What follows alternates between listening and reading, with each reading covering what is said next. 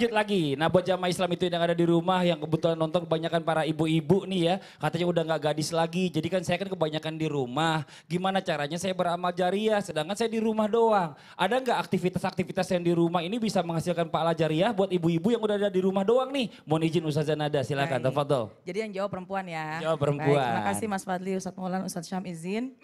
Bismillahirrahmanirrahim. Alhamdulillah wassalatu wassalamu ala rasulillah. Rabbi syrahli sodri wa yassirli amri wahlul uqdatam min lisani yafqahu qawli. Shadaqallahul adzim. Jamaah sekalian khususnya kaum perempuan yang mungkin setiap harinya hanya di rumah aja, jangan khawatir.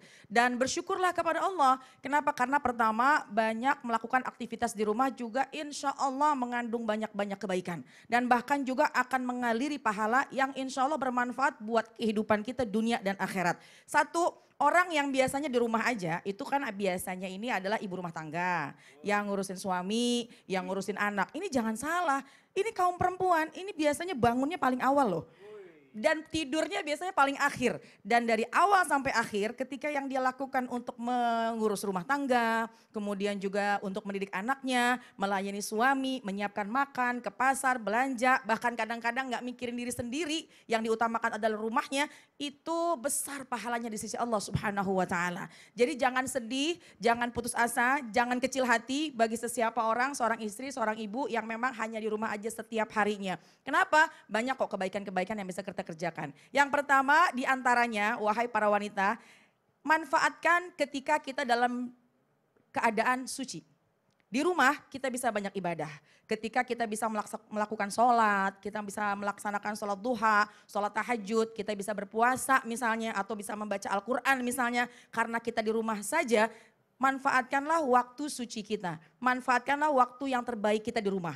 Kenapa? Karena ketika keadaan kita sedang udzur, mohon maaf, keadaan kita sedang sakit misalnya, yang tidak kita bisa beribadah lagi, insya Allah itu kebiasaan-kebiasaan kita yang tidak bisa kita kerjakan ketika kita udzur atau ketika kita sedang head, sakit dan lain sebagainya, maka insya Allah akan mengalir juga pahalanya.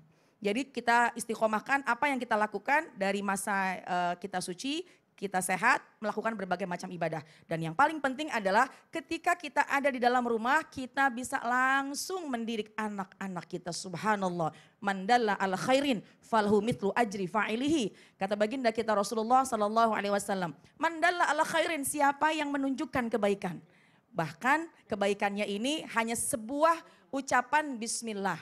Atau sebuah surat Al-Fatihah yang diajarkan kepada anaknya langsung, maka anaknya ketika dia sudah mampu mengucap suratul Fatihah, ketika dia bisa sholat, ketika dia melakukan kebaikan karena dididik langsung oleh ibunya, ini insya Allah sepanjang dilakukan kebaikannya, pahala mengalir untuk sang ibu. Amin. Subhanallah. Jadi ibu-ibu di luar sana yang hanya di rumah saja, manfaatkanlah kesempatan ini dengan sebaik-baiknya, didiklah anak kita dengan tangan kita sendiri.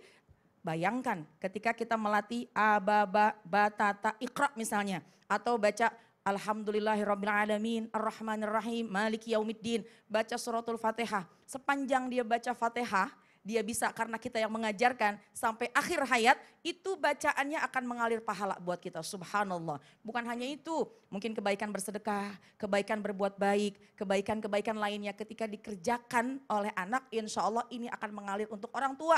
Jadi ibu-ibu yang di rumah aja banyak banget yang bisa dilakukan insya Allah. Jadi segala sesuatunya berarti bukan hanya di rumah aja ini gak bisa jadi jariah gitu ya. Ternyata justru lebih banyak kemungkinannya. Manfaatkan waktu di rumah. Masya Allah. Terima kasih banyak Ustazah Nada. Jazakillah khairan katsiran atas penjelasannya, mudah-mudahan bermanfaat buat yang ada di rumah juga. Nah sekarang